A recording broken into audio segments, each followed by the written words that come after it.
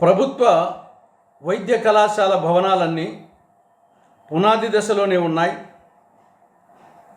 వాటిని పూర్తి చేయాలంటే ఎక్కువ డబ్బు కావాలి. అంత డబ్బు ప్రభుత్వం వద్ద లేదు.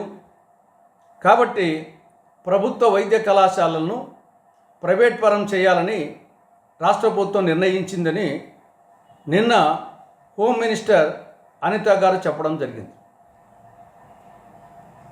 ఇది చాలా దురదృష్టకరం. ఇందులో ఏమాత్రం వాస్తవం లేదు. ఇది పచ్చి అబద్ధం. బొంకర పోలిగా అంటే టంగుటూరి మిరియాలు తాటికాయంత అన్నట్లుంది అనిత గారి వ్యాఖ్యలు. ఒక్కసారి పులివెందుల మెడికల్ కళాశాలకు వద్దకు వచ్చి పరిశీలించి తర్వాత వ్యాఖ్యానించవలసిందిగా అనిత గారికి కాంగ్రెస్ పార్టీ సూచిస్తూ ఉంది. పులివెందుల మెడికల్ కళాశాలకు సంబంధించి ఇక్కడ 4 కేటగిరీలు. ఒకటి, ఆసుపత్రికి సంబంధించి 100% భవనాలు పూర్తయినాయి. రెండవది, నర్సింగ్ కళాశాలకు సంబంధించి 100% భవనాలు పూర్తయినాయి. 3 క్వార్టర్స్కు సంబంధించి మిగతా వాటికి సంబంధించి 60% పూర్తయినాయి. మెడికల్ కళాశాలకు సంబంధించి భవనాలకు సంబంధించి 60% పూర్తయినాయి. మిగతా 40% అసంపూర్తిగా ఉన్నాయి. ఇది పులివెందుల మెడికల్ కళాశాల పరిస్థితి. ఆసుపత్రి 100% పూర్తయినాయి. నర్సింగ్ కళాశాల 100% పూర్తయింది. మిగతా మెడికల్ కళాశాల క్వార్టర్సు మిగతావి 60% పూర్తయినాయి. దీన్ని ఇప్పుడొచ్చి చూసినా అనిత గారు చూడొచ్చు.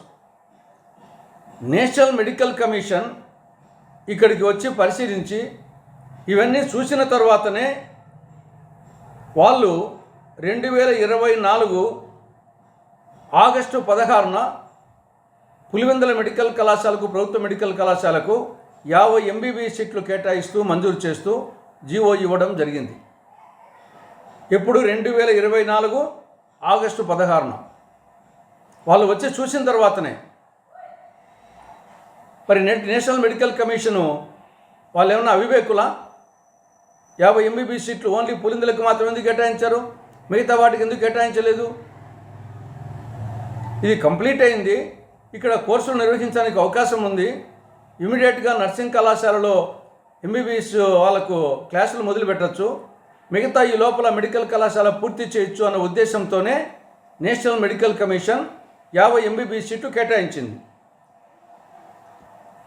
ఈ ప్రభుత్వం అధికారంలోకి వచ్చి 15 నెలలు దాటింది. 15 నెలల్లో ఒక 100 కోట్ల రూపాయలు ఖర్చు పెట్టి మిగతాయి కంప్లీట్ చేయలేరా? అటువంటి దీన దుస్థితిలో ఉందా రాష్ట్ర ప్రభుత్వం? బడ్జెట్టే 2025-26 బడ్జెట్టే 3,22,000 కోట్ల రూపాయలు. 3,22,000 కోట్ల రూపాయల్లో 100 కోట్ల రూపాయలు ఖర్చు పెట్టేదానికి గతి లేదా ఈ ప్రభుత్వానికి? కానీ ముందుగానే దురుద్దేశంతో ప్రైవేట్ పరం చేయాలనే దురుద్దేశం ఉంది కాబట్టి 2024 సెప్టెంబర్ 11న రాష్ట్ర ప్రభుత్వము కేంద్ర ప్రభుత్వానికి లేఖ రాసింది. మాకు ఈ 50 MBBS సీట్లు వద్దు, మేము నిర్వహించలేము అని చెప్పేసి. పర్యవసానంగా నేషనల్ మెడికల్ కమిషన్, కేంద్ర ప్రభుత్వము ఆ 50 MBBS సీట్లు విత్డ్రా చేసుకున్నది. దీన్ని బట్టే స్పష్టంగా అర్థమవుతోంది రాష్ట్ర ప్రభుత్వం యొక్క దురుద్దేశం. ఇక్కడ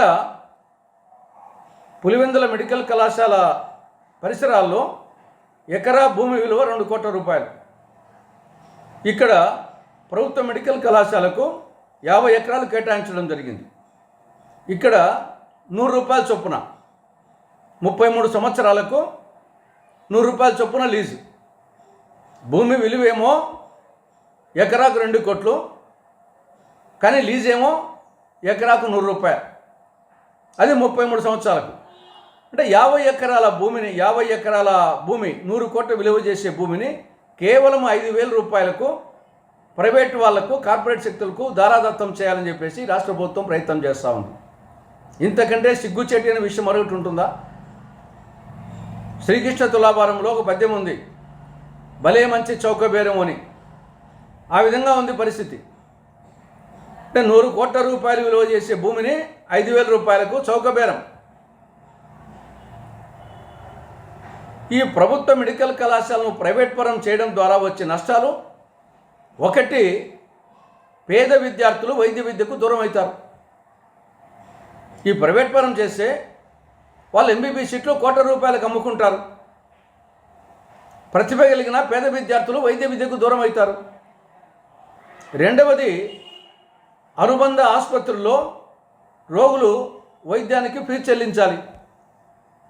దీనివలన రోగులు, ప్రజలు ఉచిత వైద్య విద్యకు దూరం అవుతారు. తెలుగుదేశం పార్టీ వ్యవస్థాపక అధ్యక్షులే వైద్య విద్యను అమ్ముకోవడం, ప్రైవేట్ పరం చేయడం ఆయన ఆశయాలకు పూర్తి విరుద్ధం.